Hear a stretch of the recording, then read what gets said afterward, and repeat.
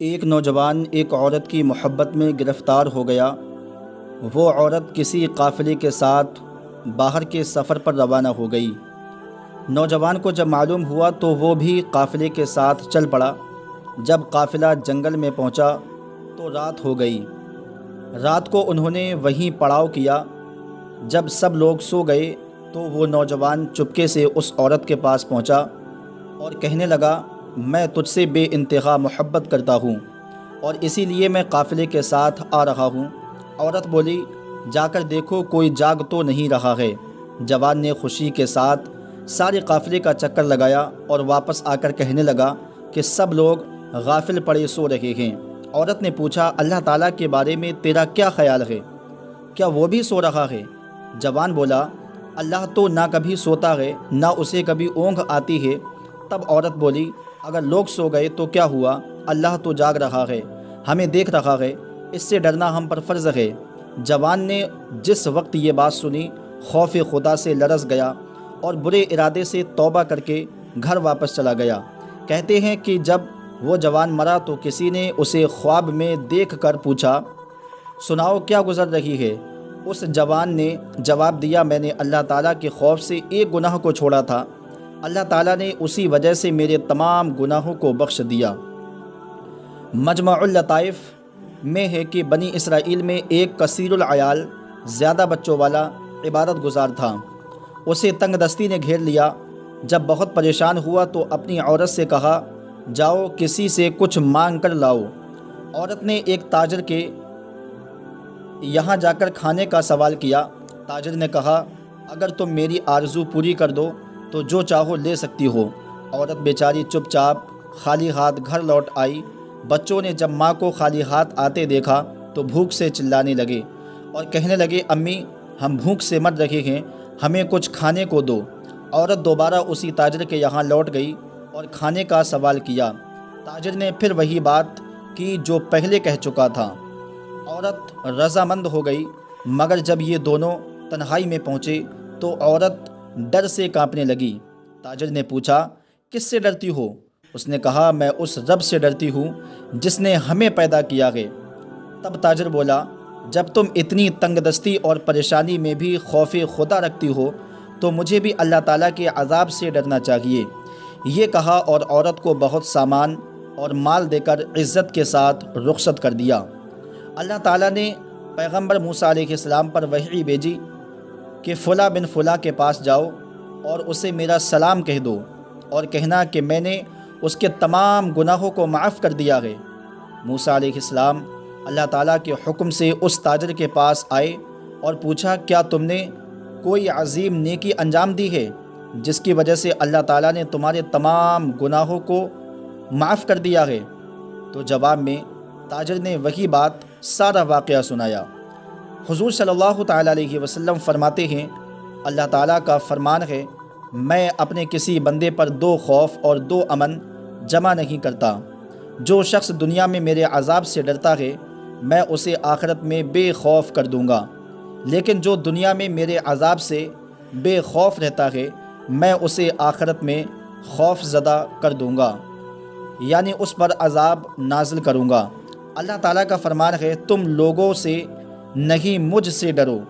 حضرت عمر رضی اللہ تعالیٰ عنہ جب قرآن مجید کی کوئی آیت سنتے تو خوف خدا سے بے ہوش ہو جاتے۔ ایک دن ایک تنکا ہاتھ میں لے کر کہا، کاش میں ایک تنکا ہوتا، کوئی ذکر کے قابل چیز نہ ہوتا، کاش مجھے میری ماں نہ جانتی۔ اور خوف خدا سے آپ اتنا رویا کرتے تھے کہ آپ کے چہرے پر آنسوؤں کے بہنے کی وجہ سے دو سیاہ نشان پڑ گئے تھے۔ اللہ کے رسول صلی اللہ تعالیٰ علیہ وسلم نے فرمایا کہ جو شخص خوف خدا سے روتا ہے وہ جہنم میں ہرگز داخل نہیں ہوگا، اسی طرح جیسے کہ دودھ دوبارہ اپنے تھنوں میں نہیں جاتا۔ ایک روایت میں ہے کہ قیامت کے دن ایک شخص کو لایا جائے گا، جب اس کے اعمال تولے جائیں گے تو برائیوں کا پلڑا بھاری ہو جائے گا، چنانچہ اسے جہنم میں ڈالنے کا حکم ملے گا۔ اس وقت اس کی پلکوں کا ایک بال اللہ کی بارگاہ میں عرض کرے گا کہ اے رب تبارک و تعالی، تیرے رسول صلی اللہ تعالیٰ علیہ وسلم نے فرمایا تھا، جو اللہ تعالیٰ کے خوف سے روتا ہے اللہ تعالیٰ اس پر جہنم کی آگ حرام کر دیتا ہے۔ اور میں تیرے خوف سے رویا تھا۔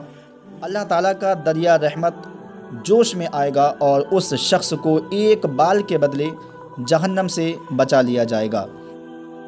اس وقت حضرت جبریل علیہ السلام پکاریں گے، فلاں بن فلاں ایک بال کے بدلے نجات پا گیا۔ ایک روایت میں ہے کہ قیامت کے دن جب جہنم کو لایا جائے گا تو اس سے ہیبتناک آوازیں نکلیں گی، جس کی وجہ سے لوگ اس پر سے گزرنے میں گھبرائیں گے۔ جب لوگ جہنم کے قریب آئیں گے تو اس سے سخت گرمی اور خوفناک آوازیں سنیں گے، جو 500 سال کے سفر کی دوری سے سنائی دیتی ہوں گی۔ جب ہر نبی نفسی نفسی اور حضور صلی اللہ تعالیٰ علیہ وسلم امتی امتی کہہ رہے ہوں گے، اس وقت جہنم سے ایک نہایت ہی بلند آگ باہر نکلے گی اور حضور صلی اللہ تعالیٰ علیہ وسلم کی امت کی طرف بڑھے گی۔ آپ کی امت اس کو ہٹانے میں لگ جائے گی اور کہے گی، اے آگ، تجھے نمازیوں، صدقہ دینے والوں، روزے داروں اور خوف خدا رکھنے والوں کا واسطہ واپس چلی جا۔ مگر آگ برابر بڑھتی چلی جائے گی۔ تب حضرت جبریل علیہ السلام یہ کہتے ہوئے کہ جہنم کی آگ امت محمدیہ کی طرف بڑھ رہی ہے، آپ کی خدمت میں پانی کا ایک پیالہ پیش کریں گے اور عرض کریں گے، اے اللہ کے نبی، اسے آگ پر چھینٹے ماریے، اس سے آگ پر چھینٹے ماریے۔ آپ آگ پر پانی کے چھینٹے ماریں گے تو وہ آگ فوراً بجھ جائے گی۔ اس وقت آپ صلی اللہ تعالیٰ علیہ وسلم جبریل سے اس پانی کے بارے میں پوچھیں گے۔ جبریل کہیں گے، حضور، یہ خوف خدا سے رونے والے آپ کے گنہگار امتیوں کے آنسو تھے۔ مجھے حکم دیا گیا کہ میں یہ پانی آپ کی خدمت میں پیش کروں اور آپ اس سے جہنم کی آگ کو بجھا دیں۔ اللہ کے رسول صلی اللہ تعالیٰ علیہ وسلم دعا مانگا کرتے تھے، اے اللہ، مجھے ایسی آنکھیں عطا فرما جو تیرے خوف سے رونے والی ہوں۔